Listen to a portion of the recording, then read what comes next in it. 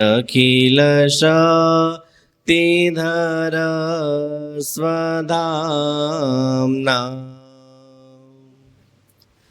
અન્યાશ્ચ હસ્તચરણ શ્રવણ ત્વગાદી પ્રાણાનમો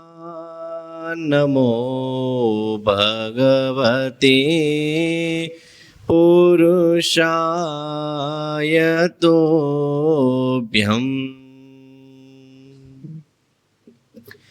ઓમ અવતારિણી શ્રી સ્વામિનારાયણાય નમો નમઃ. શ્રી પુરાણ પુરુષોત્તમાય ઘનશ્યામાય નીલકંઠાય શ્રી સહજાનંદ સ્વામીને નમો નમઃ. બોલો સ્વામિનારાયણ ભગવાન કી જય. શ્રી ઘનશ્યામ મહારાજની જય. શ્રી નરનારાયણ દેવ કી જય. શ્રી લક્ષ્મીનારાયણ દેવ કી જય. શ્રી રામચંદ્ર ભગવાન કી જય. શ્રી બાલકૃષ્ણ લાલ કી જય.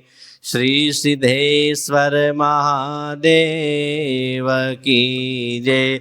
શ્રી વિઘ્ન વિનાયક દેવની જય. શ્રી કષ્ટભંજન દેવ કી જય. नॉर्मल करना है, नॉर्मल. मंगल मूर्ति महाप्रभु श्री सहजानंद सुख रूप भक्ति धर्म सुत श्री हरि समरु सदाय अनूप. परम कृपाळु छो तमे श्री कृष्ण सर्वाधीश. प्रथम तमने प्राणमो नाम वारंवार शेष. इष्टदेव अनंत कोटि ब्रह्मांडना अधिपति पूर्ण पुरुषोत्तम सर्वना कारण सर्वना पोषक एवा निज हृदय में विराजमान हरिकृष्ण महाराज पवित्र એવું આપણું જે મહાદેવ નગર અને એ જ મહાદેવ નગર જડેશ્વર પાર્કની અંદર સ્વામિનારાયણ મંદિરમાં બિરાજતા સૌના સંકલ્પને પૂર્ણ કરતા અને સૌને સુખ આપતા સિંહાસનની અંદર પ્રગટ સ્વરૂપે દર્શન આપી રહેલા ઘનશ્યામ મહારાજ, નરનારાયણ દેવ, રાધાકૃષ્ણ દેવ, વિઘ્ન વિનાયક દેવ, કષ્ટભંજન દાદા આદિ એક દેવોના ચરણોમાં વંદન પ્રાર્થના કરીએ. સમગ્ર ધર્મકુળને યાદ કરીએ આ સમયે.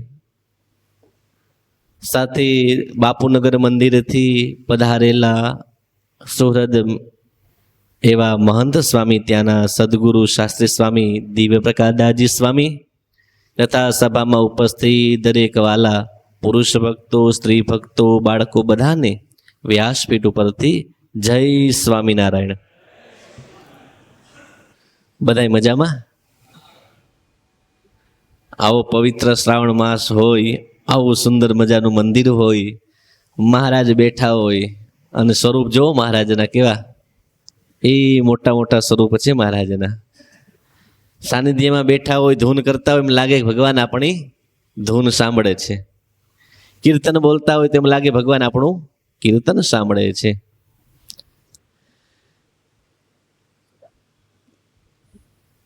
આવા પવિત્ર શ્રાવણ માસને વિશે અત્યારે એક ભક્તિનું પૂર જાગ્યું હોય છે, પણ મહારાજે તો એ જ ભક્તિના પૂરને કાયમ રહે ને એટલા માટે મહારાજે મંદિરો બંધાવ્યા.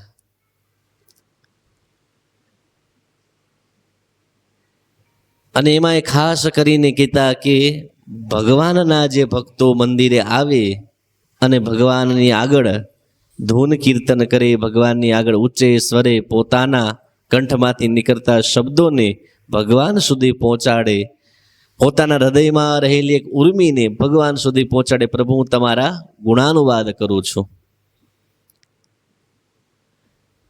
આ શ્રાવણ મહિનો આવે ત્યારે તો સહજ થાય જ છે, પણ શ્રાવણ મહિનાની અંદર તમે આમ જો ગામની બહાર મહાદેવજીનું મંદિર હોય, એમાં તમને અત્યારે જગ્યા ન મળે. દૂધનો લોટન કે પાણી લઈને ગયા હોય ને તો લાઈનમાં રહેવું પડે, પણ જેવો શ્રાવણ મહિનો પૂરો થાય પછી પૂજારી ને મહાદેવજી બે જ હોય, ત્રીજું કોઈ ન હોય. એ શ્રાવણ મહિના પછી ભગવાન નહીં હોય, એ ભક્તિ ખબર નહીં ધીરે ધીરે નીચે થઈ જાય. પણ એ શ્રાવણ મહિનો હોય અથવા નવરાત્રિના મહોત્સવો હોય અથવા હમણાં જન્માષ્ટમી આવશે એના ઉત્સવો હોય, આ બધું કરવાની પાછળ કારણ શું? મનમાં પ્રશ્ન થાય કે ન થાય? મોટાને તો ન થાય, પણ યુવાનોને તરત પ્રશ્ન થાય અત્યારના સમયમાં કે આ બધું કરવા પાછળ કારણ શું? તો એની પાછળનું કારણ એક જ છે કે પોતાનું જીવન એ સુગંધમય બને, એ આ કાર્યક્રમ કરવાથી આપણું જીવન એવું સુગંધમય બને. અને એટલા જ માટે કહેતા કે ગમે તેવી વિદ્યા જાણતા હોય, ગમે બધું ભણેલા હોય, મહારાજ પોતે શિક્ષાપત્રમાં એવી આજ્ઞા કરી, ગુણીનામ ગુણવત્તાયામ જ્ઞેયમ હેતત પરમ ફલમ. ગમે તેવી વિદ્યા ભણેલો વ્યક્તિ હોય, એના ગુણાનુવાદ કહેતા કે એના ગુણ ઉપજાવો હોય, પણ એનું ફળ શું કહેવાય? જ્ઞેયમ એટલે જાણવું. શું જાણવું? હેતત પરમ ફલમ. એનું ફળ શું છે? તમે વિદ્યા ભણ્યા છો, એનું ફળ શું? આપણે ભગવાનની ભક્તિ કરીએ છીએ, એનું ફળ શું? અથવા કોઈ સારી કારીગરી કળાને જાણે છે, પથ્થરમાંથી જ ભગવાનની મૂર્તિ બનાવે છે, આવું બધું જાણે છે, પણ એનું ફળ શું? ત્યારે મહારાજે એ જ પાદના કીધા. બીજા શ્લોકમાં મહારાજ કે કૃષ્ણે ભક્તિશ્ચ સત્સંગો, ભગવાન કૃષ્ણ પરમાત્માની ભક્તિ કરવી અને સત્સંગ કરવો, આ જ એનું મોટામાં મોટું ફળ છે. અને કહેતા કે આ બે વસ્તુ ન હોય, અન્યથા યાન્તિ વિદોપ્યદા. વિદ્વાન પુરુષ હોય અથવા કોઈ કારીગરી કલાને જાણતો હોય, છતાં પણ જો એનામાં ભગવાનની ભક્તિ ન હોય અને સત્સંગ ન હોય તો બધું જ કહેતા કે અધહ, કહેતા કે બધું જ કોઈ કામનું નથી, કહેતા કે નીચું પડેલું બધી વસ્તુ છે. અને જાણીએ છીએ જેને વિદ્યા ભણેલા હોય ને, કે જેની પાસે અધિક જ્ઞાન હોય, પણ જો એને પોતાના જીવનમાં ભગવાનની ભક્તિ ન આવી કે સત્સંગ ન આવ્યો તો જીવન નકામું થઈ જાય છે, વેરવિખેર થઈ જાય છે, હાથમાં પાછું આવતું નથી. અને એટલા જ માટે ઘણી વખત આપણે એમ કહીએ સત્સંગમાં જાઓ, સત્સંગમાં આવો. એનાથી ફાયદો શું થાય? સત્સંગમાં આવવાથી ફાયદો એ થાય કે આપણું જીવન એવું સુગંધમય બને કે બીજાને પણ એ કામ આવે. આ મંદિર છે ને, મંદિર એ કેવલ મંદિર માટી કે પથ્થરથી નથી બનેલું, પણ એમાં કીધા કે એવા ભક્તો, એવા સંતો, સ્વયં મહારાજ શ્રી એમણે પોતે એક ભાવ એવો પ્રગટ કર્યો છે કે આ સ્થાન ઉપર આવે ને તો સત્સંગ કરી એનું જીવન સુગંધમય બને. અને સુગંધમય જેનું જીવન હોય ને એ કોને ન ગમે? ફૂલ કોને ન ગમે? ફૂલ બધાને સૂંઘવું ગમે. એમ એવું જીવન થાય ઝગમગતું, એ સત્સંગ દ્વારા અને કાં તો ભગવાનની ભક્તિ કરીએ તો થાય.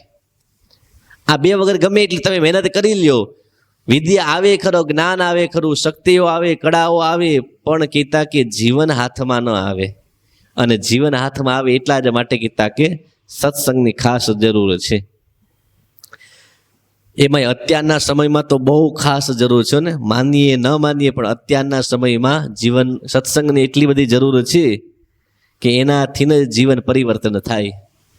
પણ ઘણાને એવું હોય કે એટલા મોટા મંદિરો બાંધવા એના કરતાં તો કે હોસ્પિટલો બાંધવી જોઈએ, સ્કૂલો બાંધવી જોઈએ, ગીતા ગૌશાળાઓ તૈયાર કરવી જોઈએ, વૃદ્ધાશ્રમો તૈયાર કરવા જોઈએ. મંદિરમાં શું કરશો તમે કે?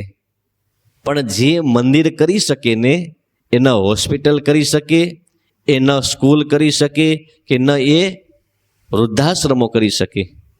જે મંદિર કરી શકે, મંદિરમાં તાકાત એવી છે કે મંદિર જે કરે ને એ આ જગતમાં બીજો કોઈ ન કરી શકે. કારણ કે મંદિર એ બાળક માટે એવું છે, યુવાન માટે એવું છે, અને વૃદ્ધ પુરુષ માટે પણ એ પોતે આ આધ્યાત્મિક કેન્દ્રનું બિંદુ છે. મંદિર છે જીવનને એવો માર્ગ બતાવે છે કે એમાં પોતે ચાલે, એ ભગવાન સુધી તો પહોંચે, પણ કહેતા કે વચ્ચેના માર્ગની અંદર કહેતા કે પોતે સુખ્યો પણ થતો જાય. અને એટલા જ માટે કહેતા કે મોટા મોટા શહેરો તમે જોવો ને, અમદાવાદ શહેર હોય, સુરત જેવું શહેર હોય, વડોદરા હોય, મુંબઈ હોય, આ બધા મોટા શહેરની અંદર બધી જ વસ્તુ આપણે મળે છે, જોઈએ છીએ. પણ જે પુરુષ કમાવા ગયો છે, કમાય છે, એ વ્યક્તિને જો કદાચ મંદિરનો યોગ ન હોય, સત્સંગનો યોગ ન હોય, સાધુ પુરુષનો યોગ ન હોય, ભગવાનના ભક્તનો યોગ ન હોય ને, તો પછી એનું જીવન તમે જુઓ તો કેવું વ્યર્થ આખું થઈ જાય. પૈસા કમાવા માટે શહેરમાં આવ્યો હોય, પણ જો આનો કોઈનો યોગ ન રહ્યો, મંદિરનો, સાધુનો, સત્સંગનો, તો કહેતા કે જીવન ભલે સત્સંગનો દીકરો હોય, પણ જો મંદિરનો યોગ ન રહ્યો, સત્સંગનો યોગ ન રહ્યો, તો કહેતા કે જીવન આખું વેરવિખેર થઈ જાય. અને આપણે જાણીએ છીએ કે આજે એવી લારી ઉપર એવા વ્યસનો અને એવા ખાવા પીવાના પદાર્થો ન ખાવાના હોય એવા ખાવા માંડ્યા છે. એ સારા વ્યક્તિ જ ખાય છે. એની પાછળ કારણ કે એને મંદિરનો યોગ ન રહ્યો, સત્સંગનો યોગ ન રહ્યો, તો જીવન આખું પરિવર્તન થઈ ગયું અને શિકાર કરવા જતો રહે. હવે રાજાનો દીકરો કોઈ નાઈ ન પાડી શકે, અને રાજાનો દીકરો કોણ કહી શકે ને કે ભાઈ આ તું ખરાબ કરે છે. પણ આ જ્યારે પોતાના દીકરાને જોવે ને કે મારો જ દીકરો મારા જ ઘરની અંદર કહેતા કે હિંસા કરે છે, અને એ જ મૃગલાદિકને મારીને લાવીને પોતે રાંધીને ખાય છે, ત્યારે પિતાથી આ ન જોવાયણું કે હું એક સત્સંગી, હું એક ધર્મિષ્ઠ વ્યક્તિ છું, અને આ મારે ત્યાં આવી રીતે કઈ રીતે જન્મવું? મારે તો શું ખામી રહી ગઈ કે જેને કારણે આનું આવું જીવન થઈ ગયું? ભગવાનને કાયમ પ્રાર્થના કરી, પ્રભુ આવો જે દીકરો આપ્યો છે, કાં તો દીકરાને તમે લઈ લ્યો ને કાચો પછી આને સુધારો તમે. ભગવાનની આગળ કાયમ પ્રાર્થના કરે, પણ એ જ દીકરાને કાયમ જોવે. દીકરાને કે દીકરા તું કાંઈક સુધર, પણ દીકરો માને વાત નહીં એક પણ કાને. સમય ઘણો વ્યતીત થતો ગયો. બાપા જોવે દીકરાને, એ દીકરાને જોતા જ પોતાને ખૂબ પીડા થાય, અને એ પીડાને કારણે પોતે એકનો એક દીકરો કે આવો દીકરો મને કેમ, આ દીકરો સુધરશે નહીં. આમનામ કરતા રાજ કરતા કરતા ઘણો સમય થયો. એક દિવસ પોતાના દીકરાને કે બેટા એકાદશી જેવા પવિત્ર દિવસો હોય ને, એ દિવસે તો ઉપવાસ કરવો જોઈએ, અન્ન ન ખાવું જોઈએ. એને કીધું હવે એકાદશી બહુ આવી, બહુ વ્રત કર્યા, ખબર છે તમે કર્યા, શું મળ્યું તમને? કે આવા બાપની સામે સવાલ કરે. અને આવા જ્યારે સવાલ થાય ને ત્યારે બાપને એમાં થાય કે જો માર્ગ આપે પૃથ્વી તો હું સમાઈ જાઉં. દીકરો જ્યારે બાપની સામે મંડે બોલવા ને ત્યારે સમજવું કે પોતાના દીકરાના અંદર જે રેડવાના સંસ્કારો હતા એ કદાચ ક્યાંક ભૂલ થઈ.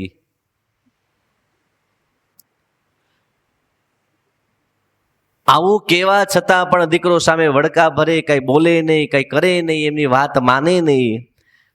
પછી તો એ જ લોધિકાની અંદર ફરતા ફરતા સંતો સદગુરુ ગોપાળાનંદ સ્વામી જ્યારે આવ્યા અને ગામના લોકોને ખબર પડી સ્વામી અમારે ગામ આવ્યા છે, પછી તો સ્વામીની પાસે સાંજે સવારે સમય મળે ને ત્યારે જાય, સ્વામીની આગળ હાથ જોડીને ગામના ભક્તો કે સ્વામી, ઘણા સમય સુધી કોઈ સંતો ગામમાં નથી આવ્યા, તમે આવ્યા છો માટે થોડા દિવસ રોકાઓ અને ભગવાનના ચરિત્રોની કથા વાર્તા અમને સંભળાવો. સ્વામી રાજી થયા. રાજી થઈને સ્વામી કીધું કે સારું, બેસો. બધાએ બેઠા, ભગવાનના ચરિત્રો સંભળાવે. એમાં પાછળથી કહેતા કે જીભાઈ ગામના દરબાર કહેવાય એ પણ આવ્યા. એને પોતાને ખબર પડી કે મારા ગુરુ ગોપાળાનંદ સ્વામી આવ્યા છે, લાવો દર્શન કરવા જાઓ. દર્શન કરવા આવ્યા, આગળમાં બેસાડ્યા છે, ભગવાનની વાતો કરે. ભગવાનની વાતો સાંભળીને ખૂબ રાજી થયા અને ધીરે ધીરે કરતા બધાએ ભક્તો સ્વામીને છેલ્લે પગે લાગીને જતા ગયા ને, એમાં જીભાઈ પોતે બેઠા હતા અને એણે હાથ જોડીને કીધું સ્વામીને કે સ્વામી, તમે આવ્યા બહુ સારું થયું, તમે આવ્યા આ જીવ પર કૃપા કરવા માટે આવ્યા છો. એટલા શબ્દ બોલ્યા ને ત્યાં તો રડી પડ્યા. આંખમાંથી ચોધાર આંસુની ધારા થઈ. ગોપાળાનંદ સ્વામી હાથ મૂકે કે બાપુ શું થયું? આ રડવા શા માટે મીંડા? શું કોઈ દુઃખ લાગ્યું તમને? કોઈ ખીજાયણું કે તમારા નિયમમાં કોઈ ભંગ થયો? રડી શા માટે પીડા? અને જ્યાં રડતા રડતા શબ્દો મુખમાંથી નીકળ્યા કે શું કહું ગુરુદેવ, ઘરની કહાની છે, બહાર કોઈને કહી શકતો નથી અને પોતાથી સહન થતું નથી, માટે આજ આપની આગળ દિલ ખોલીને વાત કરું છું ગુરુદેવ. અને વાત એવી કરી કે મારો એકનો એક દીકરો ધર્મ ન પાડતો હોય તો કાંઈ નહીં, પણ અહિંસાદિક એ કાર્યો પણ જો છોડી દે ને તોય બહુ સારું. હિંસાદિક જે કાર્ય કરે છે એ છોડી દે તોય બહુ સારું. મારે એની પાસેથી બીજી કોઈ આશા નથી રાખવી કે માળા સવારમાં કરે, સવારમાં વહેલો જાગે, ભગવાનનું ધ્યાન કરે, એવી કોઈ આશા એની પાસે નથી. એક માનવતા જેવો જીવનમાં ગુણ આવે ને તોય બહુ થયું.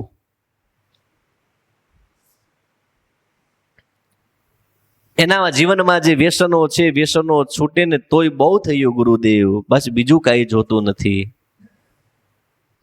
અને જીવનમાં જે વ્યસન આવે છે ને એ એવું ઘર કરી જાય છે, એ નીકળતું નથી. પછી બહુ મહેનત કરે ને કોઈ સાધુ સંતનો યોગ થાય તો વળી નીકળે છે, બાકી કેનારા બહુ ઓછા મળે, મદદ કરનારા ઘણા બધા એને મળે. અને હું ઘણી વખત કહું છું કે આપણામાં જે શક્તિ ને તાકાત ને જે બળ હતા પેલા, એ બળ ધીરે ધીરે ધીરે કરતા ઓછા થઈ ગયા. તમે જો પેલા કહેતા કે આપણા જ ધર્મની અંદર કોઈ આપણી બેન દીકરી કે માની સામે નજર કરે તો પોતાની મા દીકરી અને બેન સમજી અને કરનારો કોઈ હોય એની સામે ખરાબ તો એને મૃત્યુદંડની સજા આપી શકે એટલી તાકાત આપણા શરીરમાં હતી. લ્યો, અત્યારે આપણે વાંચીએ છીએ, સાંભળીએ છીએ એક પશ્ચિમ બંગાળની ઘટનાને, છતાં આપણે વાંચી તો લઈએ છીએ પણ આપણું જે કહેતા કે જે શૌર્યપણું એ ધીરે ધીરે ધીરે કરતા ઓછું થઈ ગયું. એની પાછળ ઓછું થયું, એની પાછળનું કારણ આ જે વ્યસનો આવ્યા એ વ્યસનો જીવનમાં માંડ્યા નાખવા, જેને કારણે શરીરના જે તાકાત અને શૌર્યપણું જે હતું ને એ બધું ધીરે ધીરે હાવ ઓછું થઈ ગયું. બાકી જે જે હતા તમે જુઓ, એ મહારાણા પ્રતાપ હોય એ એક પણ વ્યસન ન કરે પણ એવું ભાલું રાખી, એવી તલવાર રાખીને પોતે ચાલતા. એ સમયના દરબારો હતા, કોઈ બીજા વ્યસનો ન રાખે પણ તાકાત કેવી હતી કહેતા કે અમારી કોઈ બેન દીકરી સામે નજર કરે તો એનું પૂરું કરી નાખીએ. આવી શક્તિ ને આવી તાકાત જે હતી ને એ જતી રહી.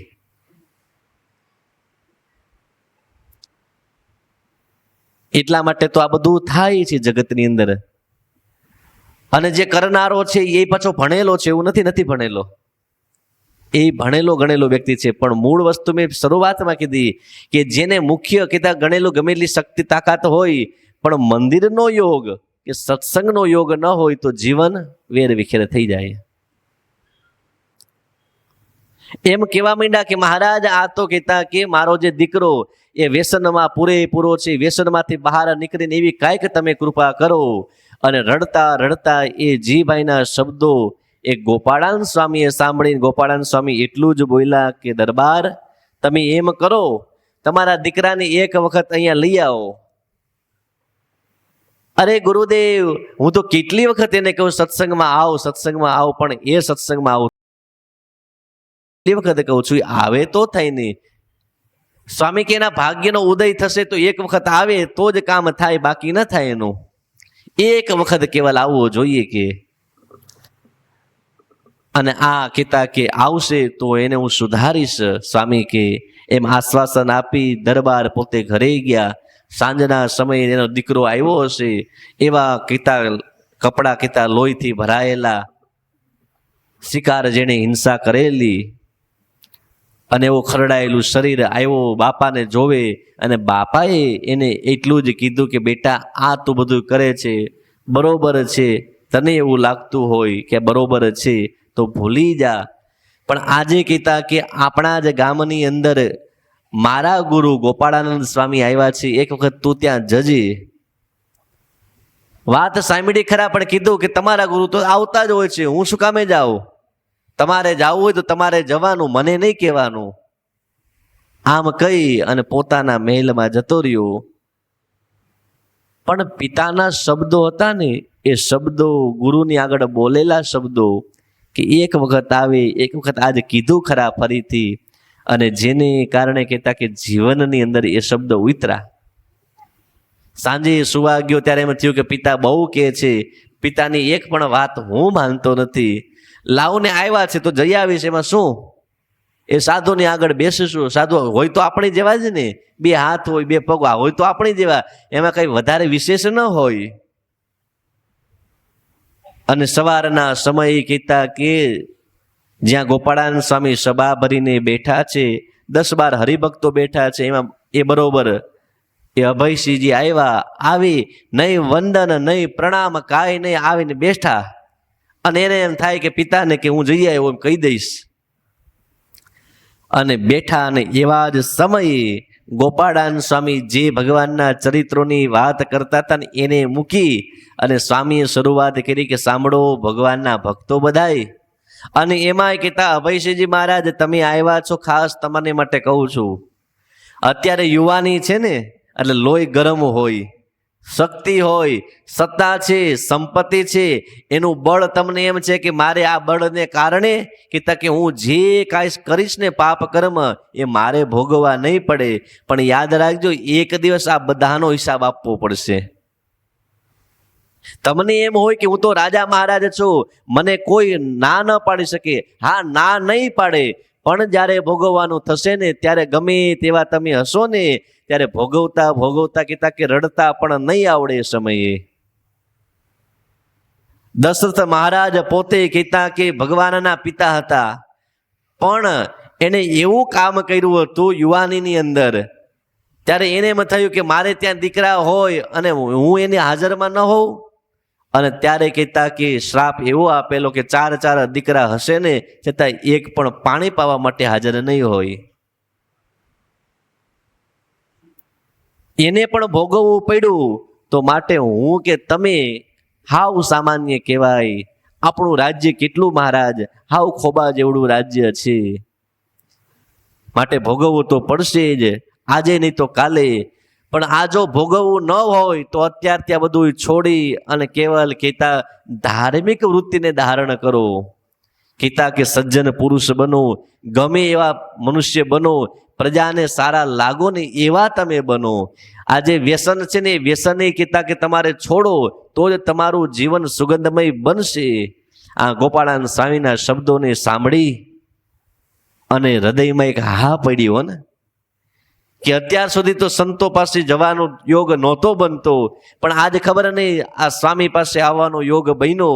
અને જે વાત સ્વામીએ કરીને એક વાત હૃદયની અંદર ઉતરતી ગઈ, હૃદય ધીરે ધીરે ધીરે ધોવાતું ગયું. અને આખું હૃદય ધોવાણું. ત્યારે પછી ગુરુને વંદન પ્રણામ કર્યા.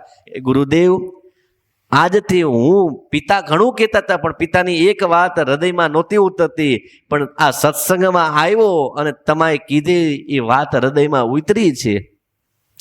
આજ પછી ક્યારેય કોઈ દિવસે કોઈ પ્રાણીની હિંસા હું ન કરું. વ્યસન ક્યારેય ન કરવું, આવું બધું નિયમ લઈ અને પછી ગુરુની પાસે આવ્યો અને ગુરુએ કંઠી પહેરાવી અને કીધું, લે ભગવાનનું તને સ્વરૂપનું જ્ઞાન કરાવું.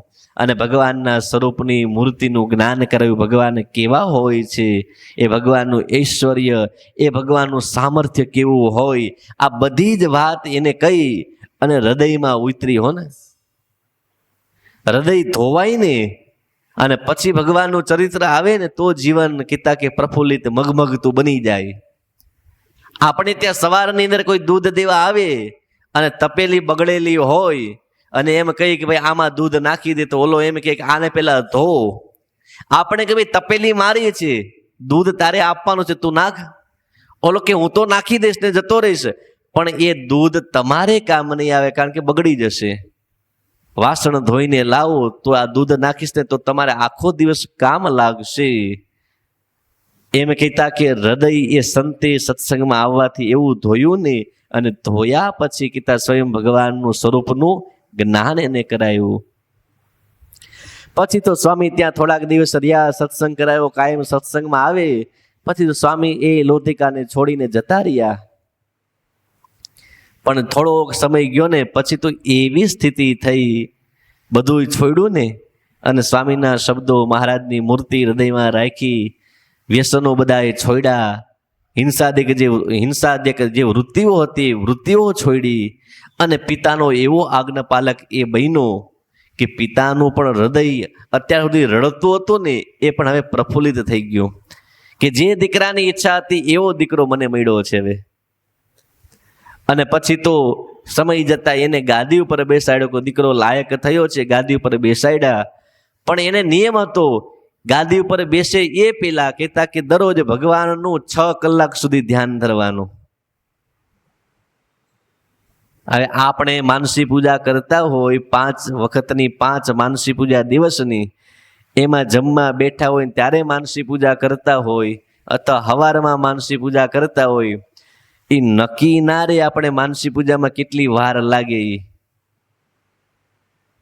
હજી પૂજા પાથરી હોય, આંખ બંધ કરી અને ત્યાં ફોન વાગે કે જવાનું છે, મનમાં દેખાય કે આપણે જવાનું છે, તરત ભગવાન આવી જાય, નાય લે, બેસી જાય પૂજામાં, આપણે પૂજા કરી લઈએ. અને જમવા બેઠા હોય ત્યારે ઘણી વખત તો માનસી પૂજા એવી રીતે કરવા બેસે, આંખ બંધ કરે, થાળી તૈયાર હોય, અડધી સેકન્ડમાં તો ભગવાન આવી ગયા હોય. લ્યો, એમાં જમીન બધું કરીને જતા રહે. લ્યો, આપણી માનસી પૂજા આવી. હવે એમાં 5 મિનિટ આપણે હરખા રહી ન હગીએ. અને કાં તો બેઠા હોય તો ખબર નહીં, એ માનસી પૂજામાં બેઠા હોય ભગવાનને જમાડવા, અને રસોડામાંથી કંઈક લેવા જાય, એ લેવા ગયો, મહારાજ અહીંયા બેઠા રે માનસી પૂજામાં. પછી યાદ આવે 10 મિનિટ પછી કે લારું આપણે તો શું વિચારમાં પડી ગયા. જાજા ભાગે આપણે આવું જ થઈ લ્યો. પણ એ ભગત એવું હતા કે દરરોજની 6 કલાક સુધી ભગવાનનું ધ્યાન કરે, એ જ મૂર્તિને. અને 6 કલાક કહેતા સવારે 3 વાગે, કહેતા કે 2 વાગે જાગે, સ્નાન વિધિ કરી, 3 વાગે તો પોતે પૂજામાં બેસી જાય, અને 6 કહેતા કે 9 વાગ્યા સુધી એ ભગવાનનું 6 કલાક સુધી કન્ટિન્યુ ધ્યાન ધરે.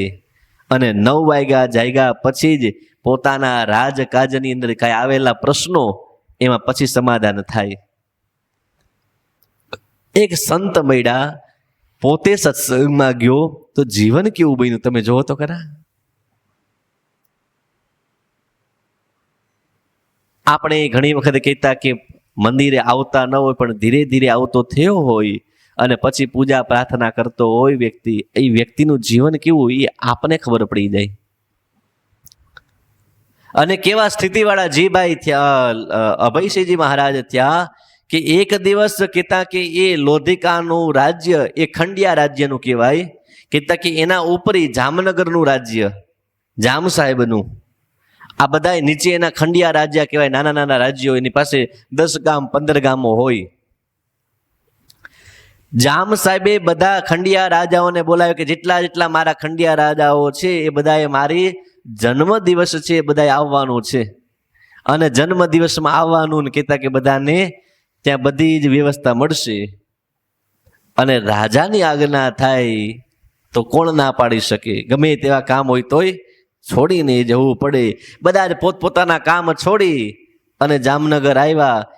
મહારાજ જામ સાહેબનો કહેતા કે જન્મદિવસ, બધાએ પોતપોતાની રીતે ભેટ આપી. સભામાં બેઠા છે, જેના જેના સિંહાસનો હતા એ બધાની ગાદી ઉપર બધાએ બેઠા. લોધિકાથી અભયસિંહજી મહારાજ પણ આવ્યા, એનું સ્થાન હતું ત્યાં એ સ્થાન ઉપર બેઠા. પણ બીજા બધા રાજાને એમ થઈ ગયેલું કે આ લોધિકાના અભયસિંહજી મહારાજ છે ને એ હવે બહુ સારા સત્સંગી થઈ ગયા છે, એ ધાર્મિક વૃત્તિવાળા થઈ ગયા છે, માટે કહેતા કે એ હવે કોઈ પ્રકારના વ્યસન કરતા નથી. એટલે એને એમ થયું કે આપણે કહીએ ત્યારે ના પાડે, પણ જામ સાહેબને કહીશું તો ના ક્યાંથી પડશે? રાજાના હાથને તો પાછો ઠેલાવી ન શકે. અને એવા જ સમયે કહેતા કે એ જ રાજ કચેરીની અંદર કહેતા કે દારૂની નાની નાની પ્યાલી માંડી ફરવા. અને જે બધા કહેવા માંડ્યા કે આજ તો જામ સાહેબનો જન્મદિવસ છે, માટે બધાને આ પ્રસાદ રૂપે લેવાનું છે. અને પ્રસાદ રૂપે હોય ને તો એ ભગવાનના ભગતે તો એ લેવું નહીં જ. મહારાજે પણ ના પાડી. નહીતર ઉજ્જૈન ગયા હોય એમ થાય કે ભગવાન શિવના તો દર્શન કર્યા, પણ કાલ ભૈરવના દર્શનનો મહિમા મોટો, એના દર્શન કરવા જઈએ તો પૂરું ફળ મળે. દર્શન કરવા જાય પણ કે અહીંયા પ્રસાદમાં તો એ બોટલ ધરે છે. હવે આપણે લઈને ગયા તો પ્રસાદી નાખવી ક્યાં? પણ ત્યાં ખાલી દર્શન કરવા. અને ઘણા તો એવા હોય એ હાવ લે મોટી બોટલ, પછી એમ કે આ તો ભગવાનને ધરવા માટે લીધી છે, ને ભગવાનની પાસે જાય ને તો ભગવાનને તો જરીક જ બતાડે. પછી કે આ પ્રસાદી રૂપે હવે આપણે લેવાની હોય ને એમ કરીને આખી આખી બોટલ પી જાય. આવા જે ભક્તો હોય એ ભક્તોથી દૂર રહેવું. પ્યાલીઓ માંડી ફરવાની. એ સમય કીધા કે બધા માંડ્યા કે લ્યો પ્યાલી, અને એ સમય બધા માંડ્યા લેવા કે જામ સાહેબનો જન્મદિવસ છે, ના ન પડાય. અને એવા સમય કહેતા અભયસિંહજી મહારાજ પાસે આવ્યો ને અભયસિંહજી મહારાજને કહે કે મહારાજ લ્યો તમે. અને અભયસિંહજી મહારાજ કે મારે કહેતા કે હવે આ દારૂ આદિ કે જે પરમાટી એનાથી મેં હાથ ધોઈ નાખ્યા છે, કહેતા કે મેં છોડી દીધું છે બધું, એ હવે ક્યારેય ન લઉં. એને કીધું કે અરે મહારાજનો જન્મદિવસ છે, ક્યારેય ન લેતા આજ તો લ્યો. અને ત્યારે એને કીધું કે આજે નહીં ને કાલે નહીં કે. અને એ સેવક આપતો તો, સેવકના હાથથી ન લીધો ને ત્યારે સેવકે અવાજ કર્યો કે મહારાજ, ઓ મહારાજ, આપનો જન્મદિવસ છે છતાં પણ આ રાજા ના પાડે છે.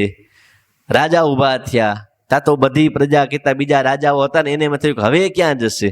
રાજાએ ગ્લાસ લઈ અને અભયસિંહજી મહારાજને કીધું કે લ્યો મહારાજ, આજ અમારો જન્મદિવસ છે, આજે ના ન પડાય. અને કાચો ભગત હોય ને એ ના ન પડી શકે. એ બિચારો એમ સમજીને કે આપણા માટે કે આ કે છે ને આપણે કાયમ ક્યાં, એમ કરીને ઠપકારી જાય.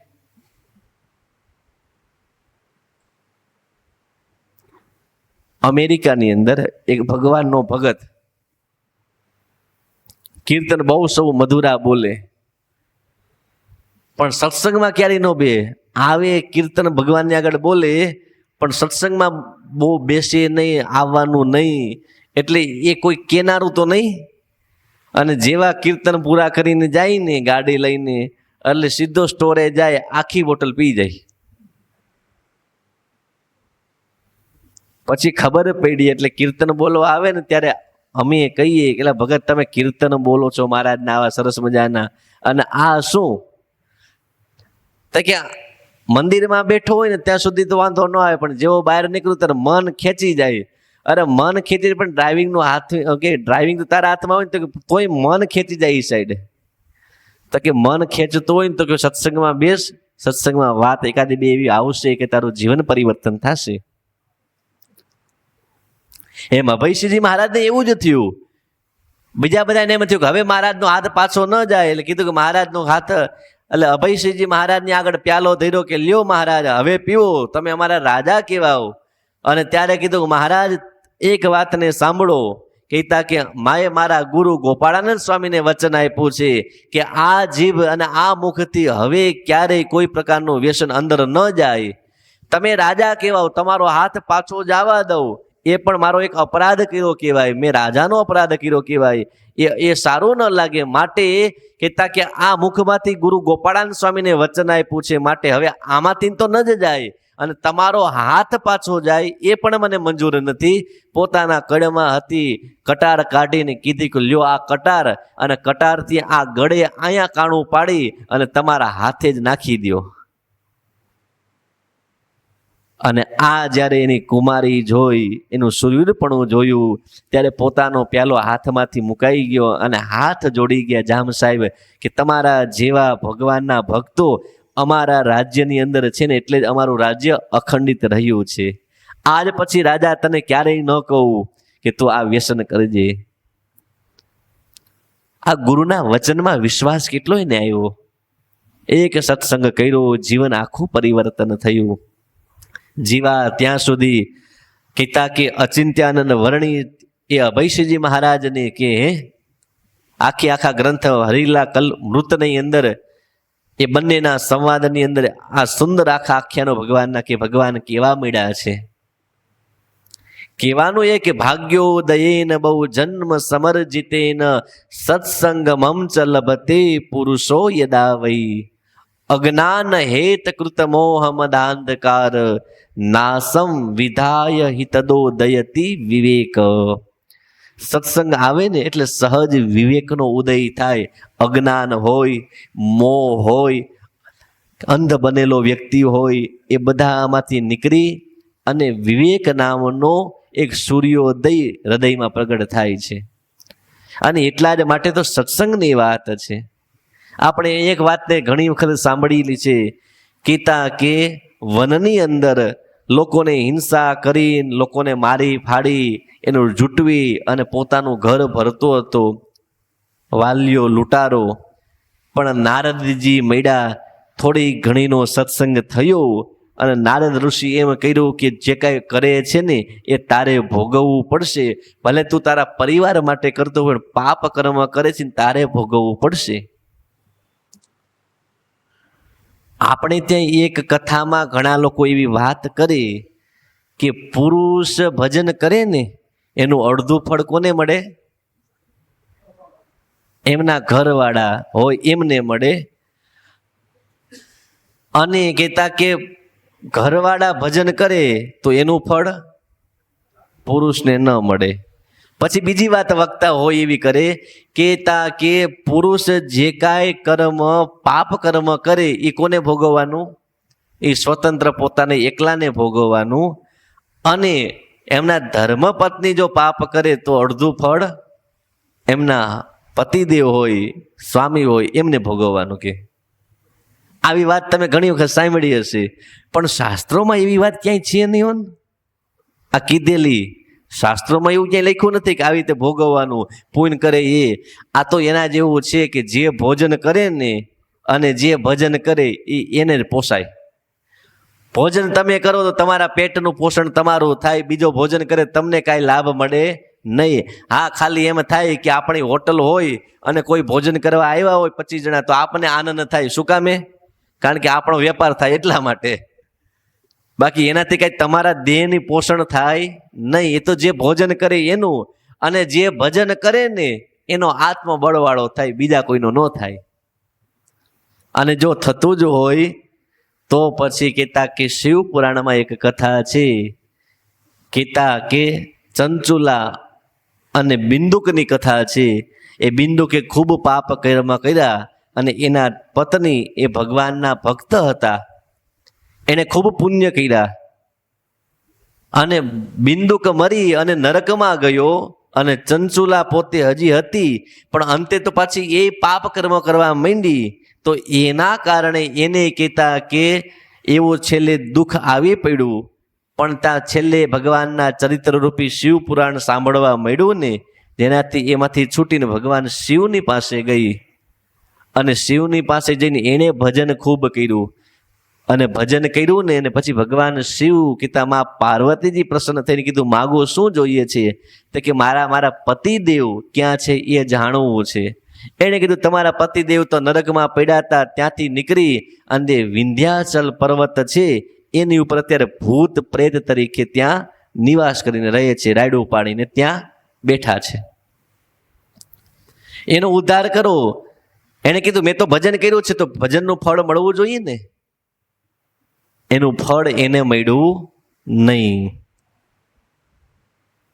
અને પછી કથા સાંભળી સ્વયં એને એ પ્રેતે આવીને અને ત્યારે કહેતા કે એ પ્રેત યોનિમાંથી મુક્ત થયો. એટલે એવું કોઈ કહેતું નહીં કે આપણે ભજન કરીને આપણે પાપ કરી અડધું ફળ ઓને મળે, એ કાંઈ નહીં. જે કરે એને જ મળે, જે ભોજન કરે એનું પેટ ભરાય, આ એની જેવું છે. એટલા માટે કહેતા કે અભયસિંહજી મહારાજ પોતે એવું ભજન કરીને ભગવાનને મેળવા અને ભગવાનની પાસે ખૂબ સુખિયા થયા, પણ સત્સંગમાં કાયમ આવતા નથી, આખું જેનું જીવન પરિવર્તન થયું. એટલા માટે મહારાજે કીધું ગમે એવો ગુણવાન વ્યક્તિ હોય ને, અને ગમે એવો કલાની અંદર પારંગત હોય, ગમે એવી વિદ્યાને જાણતો હોય, પણ એનું ફળ એ છે કે જો ભગવાનની ભક્તિ ન કરી, સત્સંગ ન કર્યો, તો ક્યારે એનું પતન થાય ને એ નક્કી નહીં. બિન લાદેન હતો, એ ઓછું ભણેલો હતો, એન્જિનિયર થયેલો હતો, ડબલ એન્જિનિયર, પણ એનું ફળ શું આવ્યું? ન સત્સંગમાં ગયો, ન ભગવાનની ભક્તિ. એના પોતાના ઈષ્ટદેવ જે અલ્લાહ કહેવાય એને પોકાર્યા નહીં, તો શું થયું? શું એનું હાલત? એમ નારદ મુનિ ખાલી એક ઘડી મળ્યા અને કીધું કે તું જે કાંઈ કર્મ કરે છે ને તારે જ ભોગવવું પડશે. ભલે તું એમ કહેતો પરિવાર માટે હું લઈ જાઉં છું, પરિવાર કોઈ એમાંથી નહીં. અને એમ કહી અને એને ભગવાનનો યોગ કરાયો, સત્સંગની બે વાત કહી, અને જીવન પરિવર્તન કેવું થયું કે પછી તો ભગવાનનું ભજન કરવા લાગ્યા. ભગવાન રામ પ્રગટ થાય ને એ પહેલા તો આખું રામચરિત્ર માનસ લખી નાખ્યું. રામચરિત્ર રામાયણ આખી લખી નાખી. ભગવાન કઈ કઈ લીલા કરવાના છે, વર્તમાન, ભૂતકાળ અને ભવિષ્યકાળને પણ જાણનારા વ્યક્તિ પોતે થઈ ગયા. નહીતર પાપ કર્મ એટલા બધા કર્યા તેમાં છૂટી ન શકે, પણ ભગવાનના ભજનને કારણે અને સત્સંગ થયો ને જેને કારણે બધું જ પાપ કર્મ પણ નાશ પામી ગયું.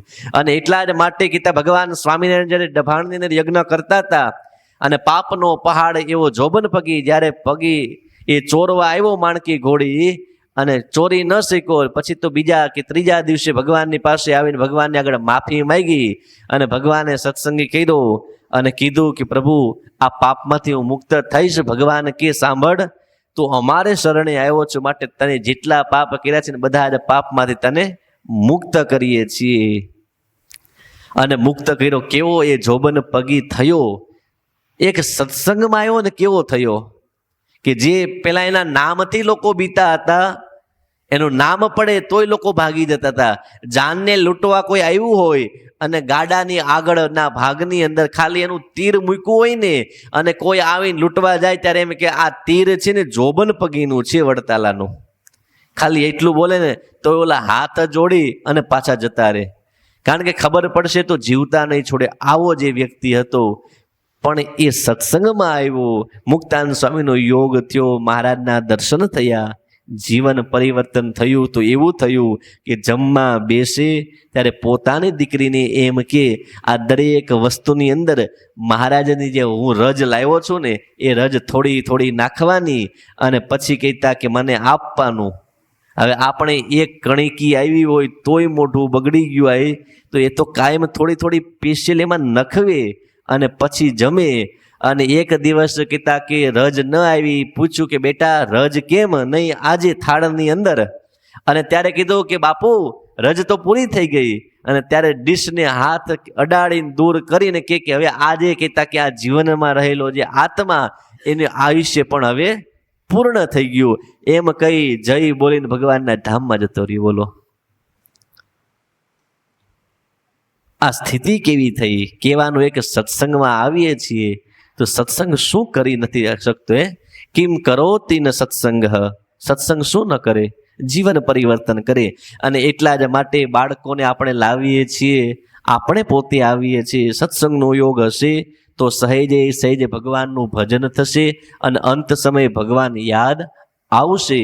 માટે આજના પવિત્ર શ્રાવણ માસની અંદર ભગવાન સ્વામિનારાયણ ઘનશ્યામ મહારાજ નરનારાયણ દેવ એમના ચરણોમાં પ્રાર્થના કરી કે હે મહારાજ, આવા પવિત્ર મહિનાની અંદર ભગવાનના જે ભક્તો ભજન કરે છે અને ભગવાન આપણા માટે ભજન કરે છે નરનારાયણ દેવ બદ્રિકાશ્રમમાં આજે પણ, તો પ્રભુ બસ અમે આપણા માટે ભજન કરીને આપનો યોગ સદાને માટે અમને રહે અને અમારા જીવનની અંદર અમારા પરિવારની અંદર સદાને માટે સત્સંગ થાય અને કહેતા કે અમારું જીવન સુગંધમય બને એવી આજના પવિત્ર દિવસે ભગવાનના ચરણોમાં પ્રાર્થના કરી મારું વક્તવ્ય વિરામ કરું.